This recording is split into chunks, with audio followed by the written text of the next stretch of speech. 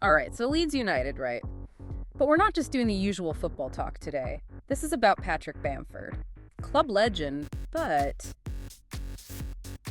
where does he fit in now? It's a big question. Yeah, it's kind of a head scratcher, right? I mean, the guy's a hero at Ellen Road.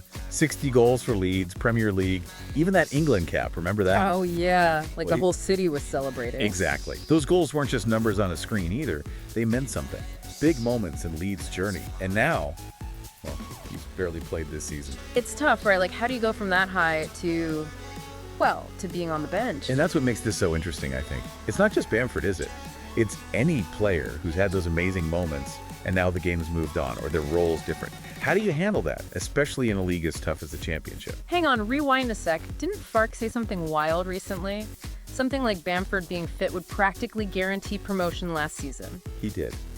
Which makes those quotes about Bamford really stand out, right? Fark calls him a Leeds legend, talks about his work ethic, even now when he's not getting much game time. Yeah, look. Always a but, isn't there? Then Fark says he needs to adapt to the reality. And my personal favorite, I'm not here to please players. Oof. Sounds like a manager trying to be nice, but also, like, laying down the law a bit. Totally. It's of that balance, you know? Respecting what a player's done, but also what does the team need right now? And with Pirot and Joseph ahead of him, Doesn't leave a lot of room, does it? exactly. So where does a fit Bamford even fit in Fark's system? That's the question. Let's talk about that, because Fark loves that fluid attack, right? Pirot's movement, Joseph's power. And Bamford's more of a classic number 9. Clinical when he's on, but is that enough in a system like this? It's a good question. Like, everyone loves a good throwback, but But can he still cut it? That's the million-dollar question, isn't it? it's almost like, I don't know, an aging rock star. The fans love the old hits, but can they still deliver in today's music scene? Brutal comparison, but kind of fits. And there's football, right? Unscripted drama, these individual stories playing out wins and losses, the whole league watching. Keeps us coming back for more, that's for sure. So we've got Bamford, right? Fan favorite, proven goal scorer. But struggling for minutes, yeah. In a system that might not even suit him. And we haven't even talked about, like, the emotional side of it. To be Bamford right now. Imagine, right? You've been there, done that. You are Leeds United, practically. And suddenly, You're yesterday's news. harsh, but yeah. Football's a brutal business sometimes. Remember that England call-up 2021? I was there. It was electric. Everyone thought he'd be a regular, Leeds were flying high. And now look, championship grind. Every point matters. Sentimentality doesn't win you points, that's for sure.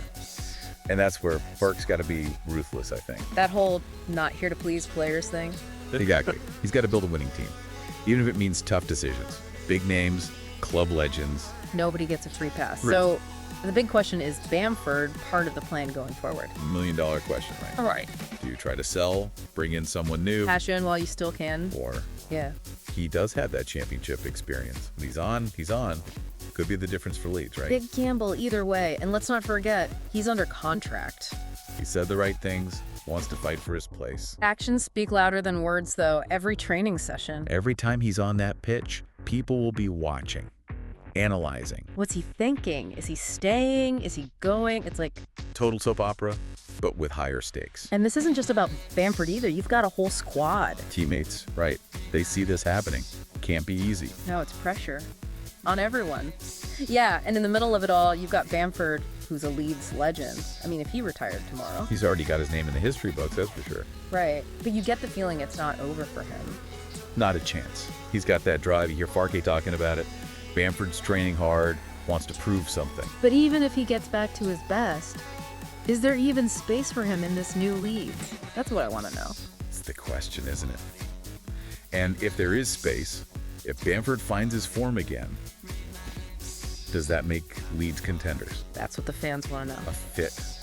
Firing Patrick Bamford changes the game, no doubt. We've seen it. But it's not just about one guy, is it? Gotta be more than that. How does he fit in with the rest of the squad?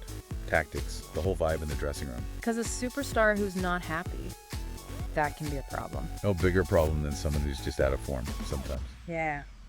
Puts a lot on Fark, doesn't it? Keeping everyone happy, everyone on the same page. Winning cures a lot, let's be honest. True. So we've got this legend, maybe at a crossroads. New manager, new system, pressure to get back to the Premier League. I gotta say, After this deep dive, I don't have any answers, just more questions. And that's why we love it, right? Football, can't predict it. Bamford, Farke, Leeds, who knows what happens next? That's the beauty of it. One thing's for sure, though. This story isn't over. So what do you think, listener? What's next for Bamford? Let us know.